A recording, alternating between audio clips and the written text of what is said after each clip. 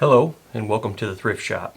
Today we're going to talk about the Denafrips ARES 2 DAC and describe its performance. I've had this for around 8 months now, and I think I'd like to talk about this digital to analog converter and give you my straight honest opinion.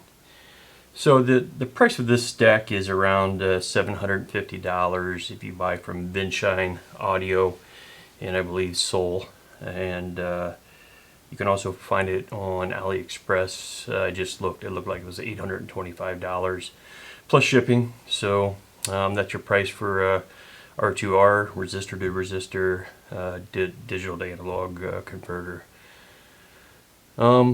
This was probably the most hyped DAC of 2020, and I think I got on board the hype train. There's only a few things that I got hyped up and end up buying, and this is one of them. Now, the unique thing with this DAC is its digital inputs. You have 5 total digital inputs: 2 coax, 2 optical, 1 USB. And for me, that's unique in the fact that many DACs today may have 2 or 3 inputs, or maybe just 1 for a bottom line budget DAC. But in this case, this eliminates the need for an expensive preamp, because I can run all my digital inputs into this DAC and then run it out to a headphone amp and use that with 1 single input as my preamplifier. So this may be expensive, but it can save you money on the preamplifier if you want to go that route. On the inputs, pretty uneventful, I guess. Probably not the best choice of words, but not a very good method for switching inputs. You can't see. It does have LEDs that run across the face of it, but it's not very intuitive. You can't see in the dark. I do use my 2-channel system as dual duty for home theater, and therefore the lights are off and it's pretty hard to see when I want to switch from one input to the other. So just beware of that. I did try oversampling and non-oversampling with this. Some people claim there's a big difference. I didn't hear a ton of difference. My main system, I've run tube amps, I've run Hypex Class D amps. I do use the Jotunheim, Jotunheim as my preamp. So and also I should mention I run Zoo Omen bookshelf speakers. So whatever this thing should be outputting, I should be able to hear rather easily and change the sound. So now resistor to resistor DACs, kind of unique compared to the chip-based DACs that are normally out there.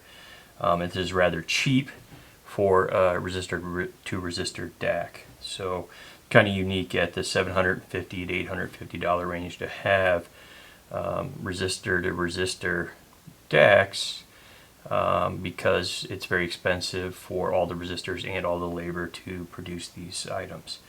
The one downside of resistor to resistor DACs on the technical side is that it's basically one giant strain gauge. So most of the resistors that are put in the series in the latter part of the DAC have a certain percentage that need to be within each other for this to work, and all it takes is a little bit of strain on this actual PCB board and you can change the values of the R2R DAC. So with R2R DACs you need to be very critical on the loading of the structure, and in this structure the PCB board is not isolated from the back panel and from the bottom plate.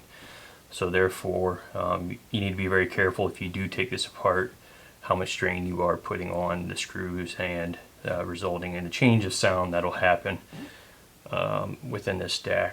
The other thing they do recommend, and this is true for other kind of DACs too, is that you don't want to turn this DAC off. You want to leave this DAC running 24/7. This can go into standby mode and then be turned on. It will athermalize the PCB board so that you don't have any distortion coming from it, but that is key to not put anything on top of this. It is key not to over tighten the screws. It's actually very good if you took this apart and actually loosen the screws a little bit to take any strain off of the R2R PCB board.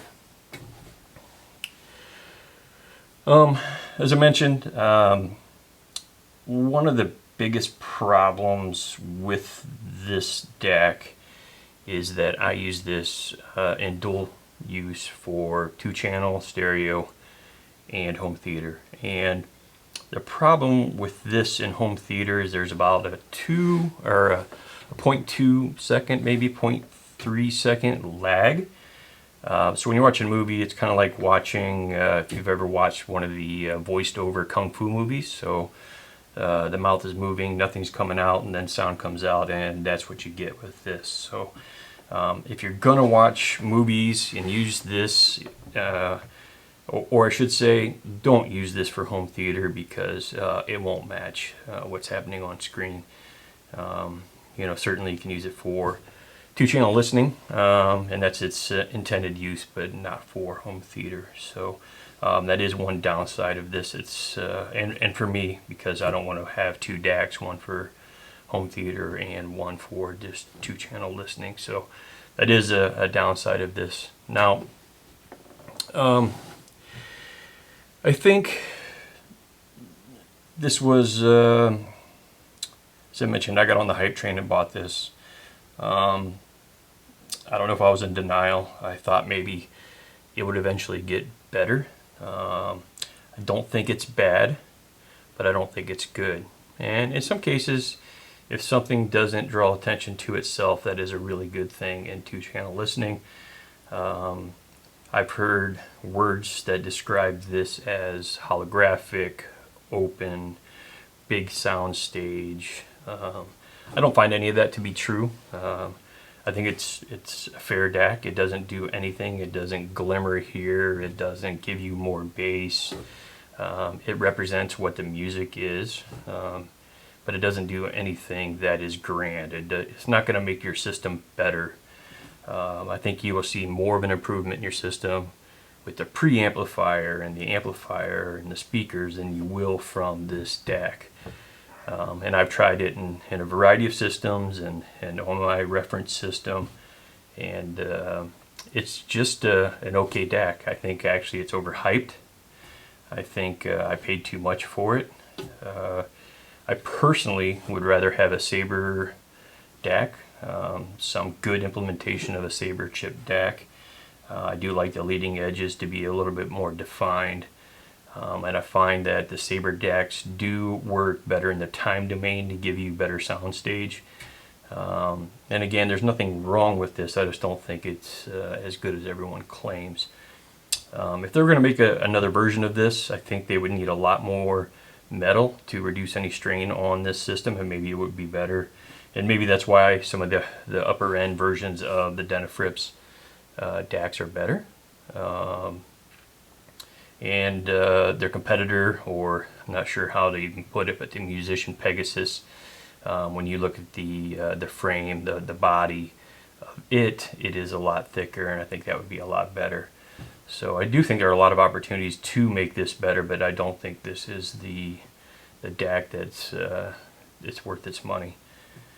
I think you can go out, as I mentioned, go find some Sabre DACs, go find a lot of other DACs out there that you'll get more performance from versus this. And you know, if you're going to go up in the R2R DAC arena, you're probably looking at $2,000 to go up another level. So maybe someone will start modifying these when they get out in the market.